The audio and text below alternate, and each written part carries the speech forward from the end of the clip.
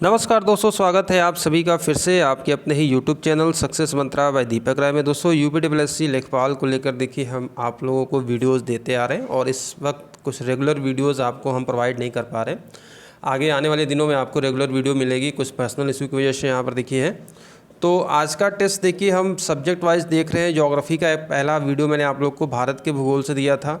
ये वाला वीडियो आपका देखिए बेसिक कॉन्सेप्ट से है। अगर हम खगोल की को देखें तो बेसिक कॉन्सेप्ट है आपका ज्योग्राफी का, और 20 ऐसे प्रश्नों को लेकर आया हूँ जिसमें से आप भी आकलन करिए कि आपके कितने प्रश्न सही हो रहे हैं। ठीक है, बेसिक क्वेश्चन है आज के वीडियो का, स्टार्टिंग कर रहे हैं।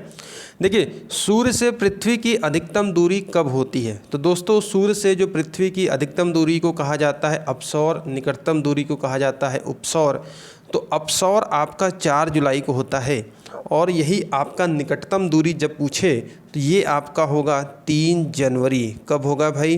3 जनवरी को, जिसको कहा जाता है उपसौर। ठीक है, ध्यान रखेंगे, बेसिक क्वेश्चन है आज खगोल की का। दूसरा प्रश्न अगर हम यहाँ पर देखें, दूसरा प्रश्न हमसे पूछा जा रहा है पृथ्वी पर ऋतु परिवर्तन के लिए कौन से कारक उत्तरदायी हैं? ठीक है, अगर हम दोस्तों यहाँ पर देखें तो पृथ्वी पर ऋतु परिवर्तन, यहाँ पर कौन से कारक उत्तरदायी होंगे ऋतु परिवर्तन के लिए? पृथ्वी का घूर्णन है, पृथ्वी के सूर्य के चारों ओर परिक्रमा है, पृथ्वी के अक्ष का झुकाव, या सूर्य का घूर्णन। तो दोस्तों देखिए इसका जो सही जवाब होगा आपका यहाँ पर ऑप्शन नंबर बी करेक्ट होगा। देखिए दूसरा क्या है? पृथ्वी की सूर्य की चारों ओर जो परिक्रमा होती है, इसके साथ ही साथ पृथ्वी के अक्ष का झुकाव, ये ऋतु परिवर्तन के लिए उत्तरदायी कारक हैं आपके। ठीक है, सूर्य के चारों ओर परिक्रमा और पृथ्वी के अक्ष का झुकाव है। और जानते हैं कि आप जो पृथ्वी अपने अक्ष पर कितने डिग्री झुकी हुई है? 23.5 डिग्री झुकी हुई है। ऑप्शन नंबर यहाँ पर बी करेक्ट हो जाएगा। तीसरे प्रश्न की ओर बढ़ते हैं। कौन सा ग्रह अपनी धुरी पर घूमते हुए सबसे कम समय में चक्कर पूरा करेगा?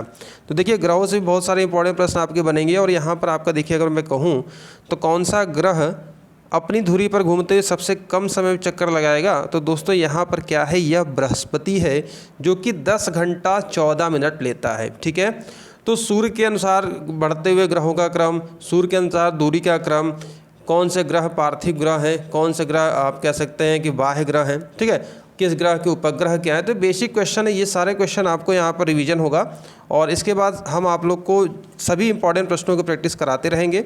अभी देखिए यहाँ पर आपसे पूछा जा रहा है 2 स्थानों के समय को प्रभावित करता है।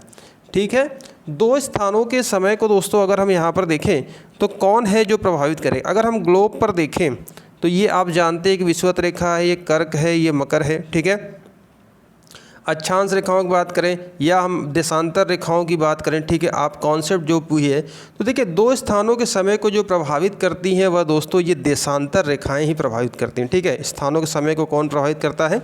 देशांतर रेखाएं प्रभावित करती हैं, ये ध्यान रखिएगा। चलिए अगले प्रश्न की ओर बढ़ते हैं। 5वां प्रश्न देखते हैं।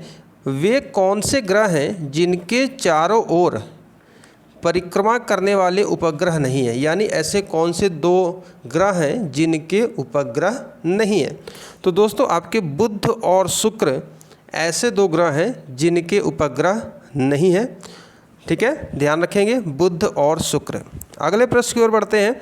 एक देशांतर को पार करने में 2 स्थानों के बीच, जो स्थानीय समय के बीच क्या अंतर होगा? ठीक है, अगर दोस्तों एक देशांतर को अगर हम पार करेंगे तो 2 स्थानों के स्थानीय समय के बीच क्या अंतर होता है?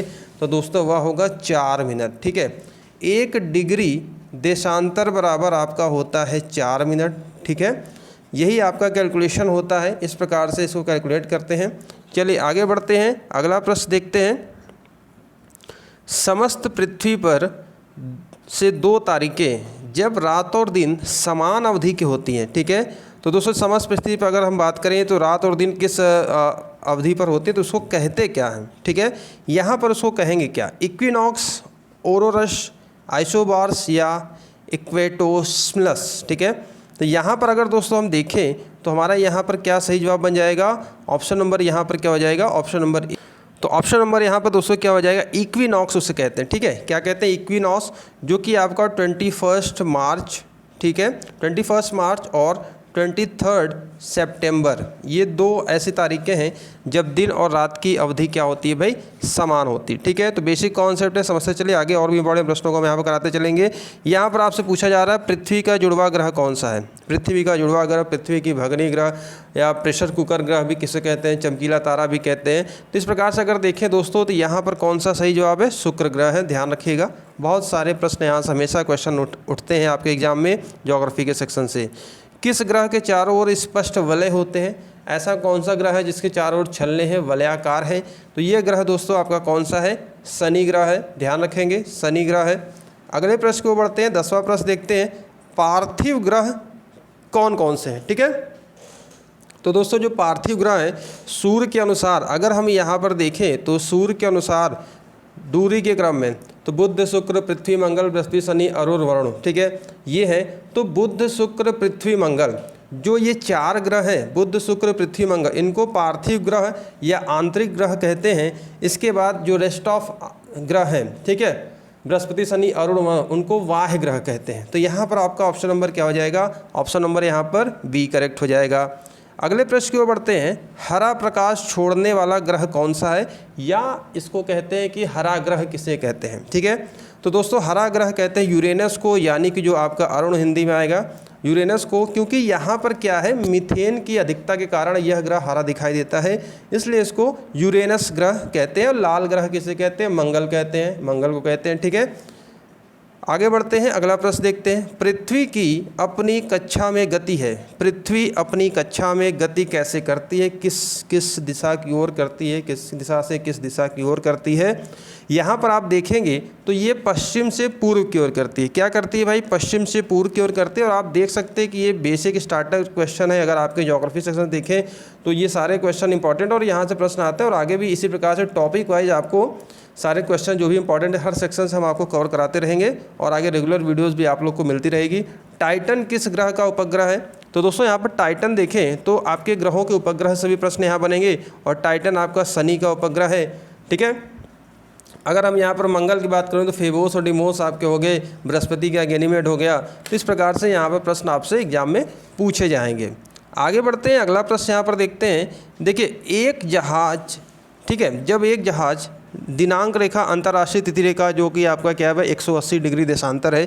ठीक है, 180 डिग्री जो देशांतर रेखा है, ठीक है, और 1 डिग्री देशांतर बराबर 4 मिनट मैंने आपको कैलकुलेशन जो बताया है। तो जब कोई एक जहाज डेट रेखा को पश्चिम से पूर्व की ओर जाएगा, यानी कि आपका ये मान लीजिए कि ये पश्चिम है और ये पूर्व है, तो पश्चिम से पूर्व की ओर ये जहाज गया तो उसको क्या होगा, तो दोस्तों उसको क्या होगा, 1 दिन की हानि होगी। ठीक है, पश्चिम से पूर्व जाने की ओर उसे क्या होगा, 1 दिन की हानि होगी। और वहीं पूरब से ये पश्चिम की ओर चलेगा तो 1 दिन का लाभ होगा। ठीक है, तो इस प्रकार से यहाँ पर क्या होता है, अंतर हो जाता है, समय का अंतर हो जाता है, तो उसे 1 दिन की हानि हो जाएगी। चलिए आगे बढ़ते हैं, अगले प्रश्न की ओर बढ़ते हैं। अगला यहाँ पर प्रश्न देखते हैं दोस्तों, हमारा जो अगला प्रश्न है, देखिए अगला प्रश्न है, पृथ्वी अपने अक्ष पर झुकी हुई है, यह अपने अक्ष तल पर कितने अंश से झुकी हुई है। ठीक है, तो पृथ्वी अपने अक्ष पर जो दोस्तों झुकी हुई है वह 23.5 डिग्री। ठीक है, ध्यान रखेंगे 23.5 डिग्री झुकी हुई है। अगले प्रश्न की ओर बढ़ते हैं, निम्नलिखित में से कौन सा एक जल डमरू मध्य अंतर्राष्ट्रीय तिथि रेखा के सबसे निकट है, सर्वाधिक निकट है। तो दोस्तों अंतर्राष्ट्रीय तिथि रेखा के निकट जो जल डमरू मध्य है वह है बेरिंग जल डमरू मध्य। ध्यान रखेंगे, बेरिंग जल डमरू मध्य। आगे बढ़ते हैं, अगला प्रश्न देखते हैं। अच्छा प्रश्न है, बेसिक क्वेश्चन से अगर प्रश्न को देखें ज्योग्राफी बेसिक से, तो निम्नलिखित में से कौन युग में सुमेलित नहीं है। कर्क रेखा 23.5 डिग्री उत्तरी अक्षांश, मकर रेखा 66.5 डिग्री उत्तरी अक्षांश, अंतर्राष्ट्रीय तिथि रेखा 0 डिग्री देशांतर, दक्षिणी ध्रुव वृत्ति, या यहाँ से इसमें से क्या होगा। ठीक है, तो यहाँ पर देखिए दोस्तों जो इसका सही जवाब होगा, देखिए यहाँ पर अगर हम देखें तो ये आपका क्या है, मकर रेखा 66.5 डिग्री उत्तरी अक्षांश नहीं होगा, 23.5 डिग्री दक्षिणी अक्षांश होगा। ठीक है, पहला तो आपका ऑप्शन नंबर 2 हो गया। और अंतर्राष्ट्रीय तिथि रेखा अगर हम यहाँ पर देखें तो ये क्या हो जाएगा, 180 डिग्री देशांतर मैंने बताया था, तो 0 डिग्री देशांतर नहीं होगा। तो यहाँ पर आपका ऑप्शन नंबर बी करेक्ट हो जाएगा। ठीक है, चलिए 18वां प्रश्न यहाँ पर देखिए, पृथ्वी से चंद्रमा का सदा एक ही भाग दिखाई देता है क्यों?